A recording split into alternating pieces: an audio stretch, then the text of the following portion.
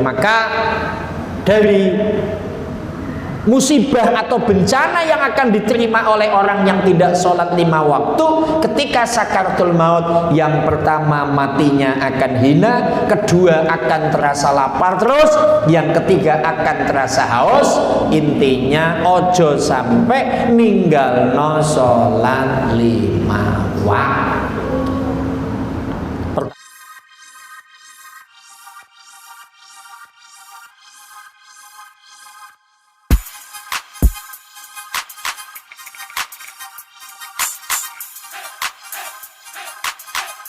Assalamualaikum warahmatullahi wabarakatuh.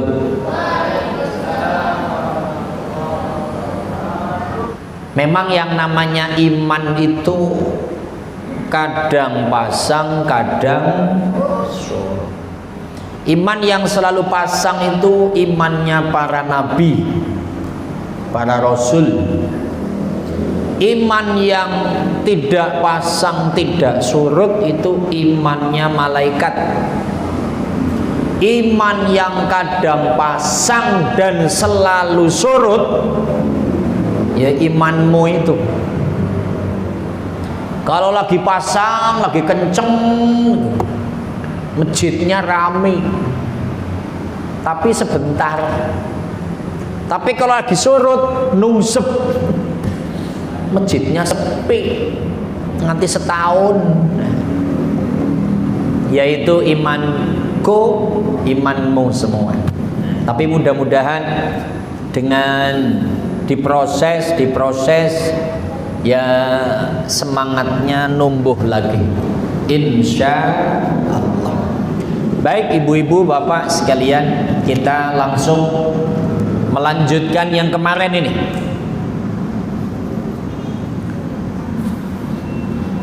Temanya adalah Bismillahirrahmanirrahim.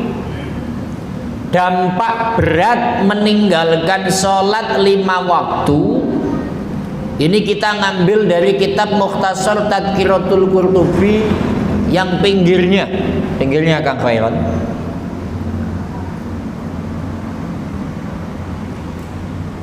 Dampak orang yang menggampangkan atau meninggalkan sholat 5 waktu, Allah subhanahu wa ta'ala akan menimpakan 15 musibah padanya.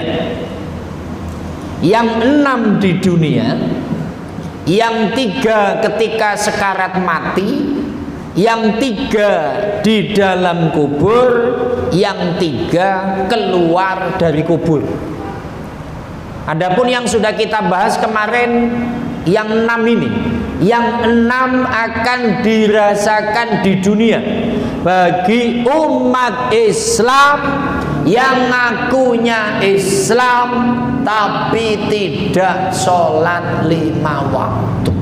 1, ini kemarin sudah dibahas, Allah menghilangkan keberkahan umurnya. Berkah itu ziyadatul khair, Bu, nambah baik. Tapi ini semakin nambah umur, semakin hidupnya nggak jelas. Itu dampak tidak sholat 5 waktu. 2, Allah akan menghapus wibawa orang-orang baik dari wajahnya. Jadi wajahnya itu nggak ada wibawa sama sekali kalau orang yang nggak sholat itu. Kalau kemarin penjelasannya gimana ya, wajahnya itu nggak ada cahaya apa-apa, rungsep. Tahu rungsep, Bu? Rungsep itu ya kayak mukamu itu, rungsep. Kayak muka saya, ini rungsep rasanya. Kalau rungsepnya saya atau ibu atau bapak itu bukan karena nggak sholat, karena banyak utang. Ini ibu-ibu pada punya utang nggak sih? Ibu utangnya apa sih ibu-ibu? Nggak punya kan, Bu? Orang kalau nggak punya utang terlalu tenang. Tapi kebanyakan utang juga stres, no. Kayak Dimas sih kebanyakan utang. Banyak setoran itu Dimas. Yang ketiga, setiap amalan tidak akan diterima oleh Allah Subhanahu wa taala. Ini kemarin penjelasannya, ngelakuin amalan apa aja itu, sedekah, terus buang kotoran di jalan, berbuat baik sama orang, itu enggak diterima oleh Allah karena enggak sholat. Tapi kata-kata ini jangan terputus di sini. Artinya kalimat itu disampaikan supaya orang itu jangan sampai meninggalkan sholat 5 waktu. Sehingga ada istilah larika ya percuma puasa. Wong ora sholat puasa nih ya ora diterima. Bapak itu atau ibu percuma melakukan puasa Ramadan kalau nggak sholat 5 waktu, karena puasanya nggak diterima. Ini kata-kata ini nggak benar. Puasanya ya dapat pahala, nggak sholat hukumnya dosa. Hanya kata-kata orang ini kok melakukan puasa nggak diterima karena nggak sholat 5 waktu, tujuannya supaya jangan sampai meninggalkan sholat 5 waktu. Amalan apapun, faman ya'mal misqala dzarratin khairan yarah. Amalan baik sebesar biji sawi ya dibales oleh Allah. Wa may ya'mal misqala dzarratin syarran yarah. Kalau ngamalin yang jelek juga tetap dibales oleh Allah. Yang keempat, Allah tidak akan mengangkat doanya ke langit. Jadi orang kalau nggak sholat itu doanya gantung. Yang kelima, makhluk-makhluk yang ada di dunia akan mencibirnya. Kayak burung, kayak sapi, kayak kambing, kayak apa itu. Kalau ada orang nggak sholat itu, lah percuma. Orang sholat itu bahasanya. Buat apa? Terus yang nomor 6, tidak mendapatkan bagian doanya orang-orang yang baik. Ada orang soleh doa, Allahumma ghfir lil muslimin wal muslimat wal mu'minina wal mu'minat. Itu kan Kang Ustadz Khairon kalau habis sholat doa itu, Syekh Sukirwan doa itu.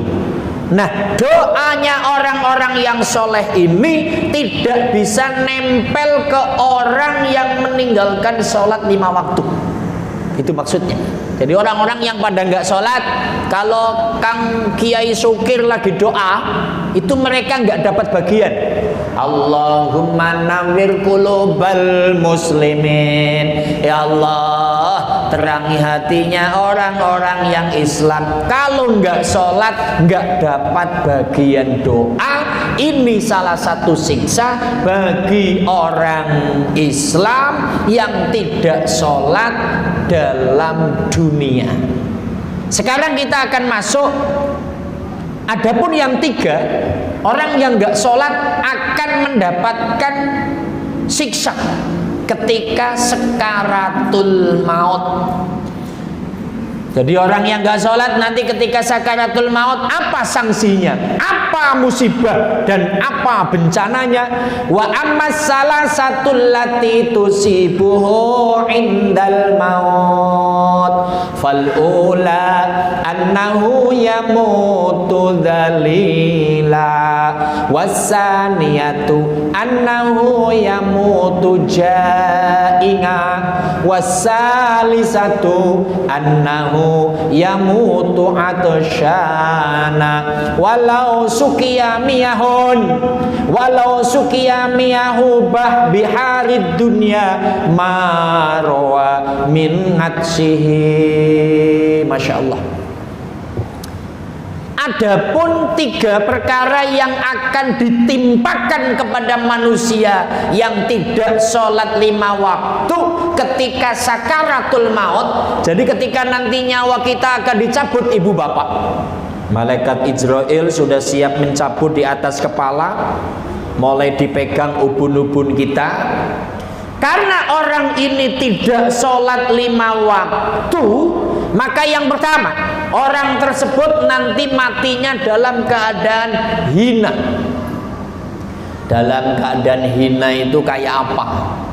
Ya malu-maluin. Yang malu itu keluarganya nanti. Kan kalau ngaji yang telah kita lampaui, tanda-tanda mayit yang baik kalau meninggal bagaimana? Keningnya berkeringat, terus mengucurkan air mata, terus orangnya senyum. Ini nanti meninggalnya dalam keadaan hina itu malu-maluin. Bisa matanya melotot sambil melet-melet, bukan mati malah begitu. Itu nanti yang nungguin malah ketawa, dene ngarep mati guyon.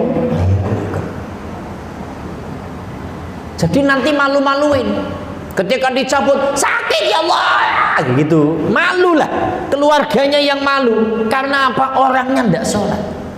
Yang kedua, orang tersebut mati dalam badan rasanya lapar gitu. Orang kalau lapar itu nggak enak. Mau cari makanan nggak ada, sementara beli duit nggak ada. Jadi ketika sakaratul rasanya lapar. Yang ketiga, orang tersebut mati dalam keadaan haus, walau dikasih minum air lautan yang ada di dunia, maka tidak akan hilang rasa hausnya. Maka nanti begini, pernah kita sampaikan, orang sakaratul maut itu kadang yang teriak pingin minum, teriak pingin makan, maka nanti ada setan yang berubah jadi ibunya. Ketika sakaratul maut antara hidup dan mati, ibunya ini setan ini berubah jadi ibu, ngomong, Dimas, kamu pingin minum? Aku ngelak, aku aus. Nanti saya kasih minum ya. Syaratnya kamu ikut ibu. Jangan percaya dengan agamamu yang sekarang kamu anut. Kamu agamanya apa? Islam. Nabimu siapa? Muhammad. Udah, itu nggak benar. Ikut ibu saja. Karena ibu yang sudah enak. Nanti aku kasih minum ya. Bahayanya di situ. Maka untuk membentengi gangguan-gangguan yang seperti itu, ya ini syaratnya pada datang ngaji, mengamalkan amalan-amalan yang baik. Ketika nanti setan berubah jadi ibu, setan berubah jadi bapak. Ketika mengajak, kamu jangan percaya dengan agama yang kamu anut, dengan agama yang dibawa oleh Nabi Muhammad SAW, maka kita akan bantah, tidak ibu, tidak ayah, aku tetap agamanya Islam, nabiku tetap Muhammad SAW. Tidak, kamu kan haus, ini saya kasih minum. Enggak, saya haus, tapi saya tetap agamanya Islam. Tapi kalau orang yang tidak sholat sudah rasa haus, ada gangguan, maka dari musibah atau bencana yang akan diterima oleh orang yang tidak sholat 5 waktu ketika sakaratul maut, yang pertama matinya akan hina, kedua akan terasa lapar terus, yang ketiga akan terasa haus. Intinya ojo sampai ninggal no sholat 5 waktu. Pertanyaannya, ini pertanyaan, Bu, suaminya sholat semua nggak sih? Sholat ya. Anak-anaknya alhamdulillah sholat. Pak Ustadz kalau subuh enggak. Ini yang kecil-kecil kalau subuh dibangunin nggak ini?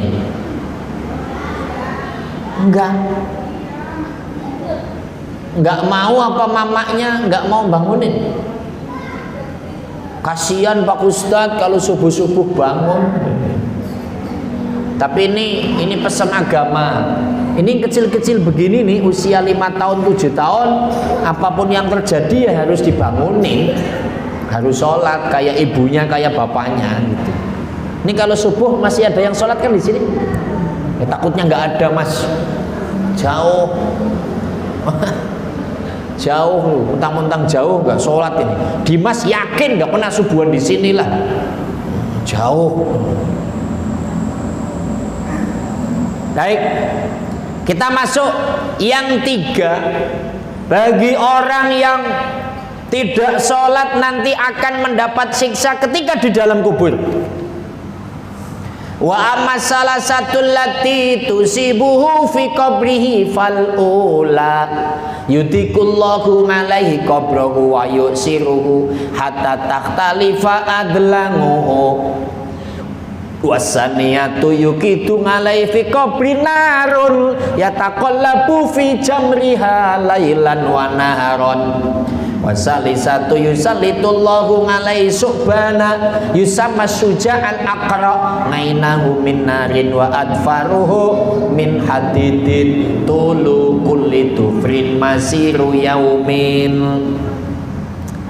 Adapun tiga perkara yang akan ditimpakan kepada manusia yang enggak sholat tapi orangnya sudah di alam kubur. Apa aja? Satu, Allah akan menyempitkan makamnya dan meringsekkan badannya sehingga remuklah sendi-sendinya. Ini sering disampaikan ini.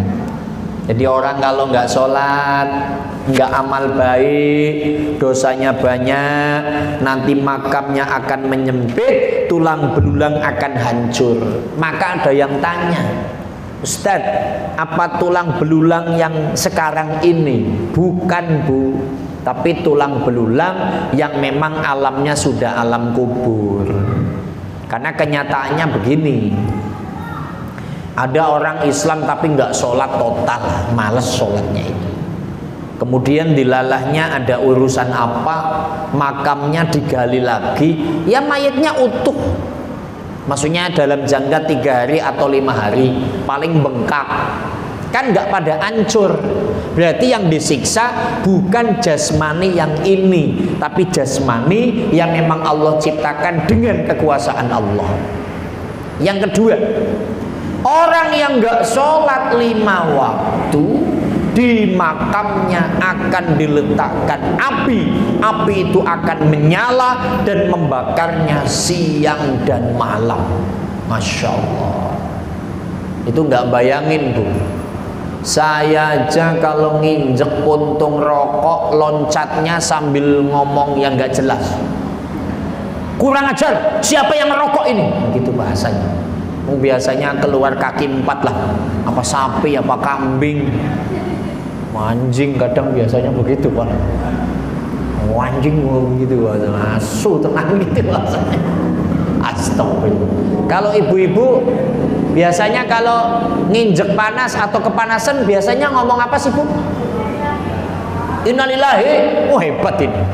Ini tukang zikir ini. Biasanya pala ngomong pentil. Pentil kok disebut, pentol korek disebut, pentol korek. Apa itu? Ngapain sih pada begitu, Bu, itu? Hah? Oh ya, pentol korek disebutin, pentil.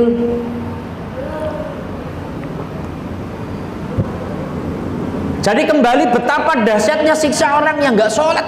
Di alam kubur ada api yang membakar lailan wan naharo, siang, pagi, sore dan malam. Ini kan na'udzubillahi min dzalik. Makanya jangan sampai sholat yang memang wajib ini ditinggalkan. Yang ketiga, Allah akan menguasakan pada serigala untuk menyiksanya. Serigala itu kedua matanya dari api, kukunya yang tajam dari besi, dan setiap kukunya mempunyai panjang masa perjalanan 1 hari. Gini maksudnya, Bu, Pak, penjelasan ini. Nanti si A ini orang yang nggak sholat mati, dipendem. Dalam penjelasan ini, nanti di alam kubur Allah akan menguasakan satu makhluk serigala untuk menyiksa mayat ini. Jadi kuku-kukunya itu tajam, akan ngeraukin. Ngerauki bahasa Indonesia ini apa? Hah? Mencakar ya. Ya kayak ibu nyakar suaminya.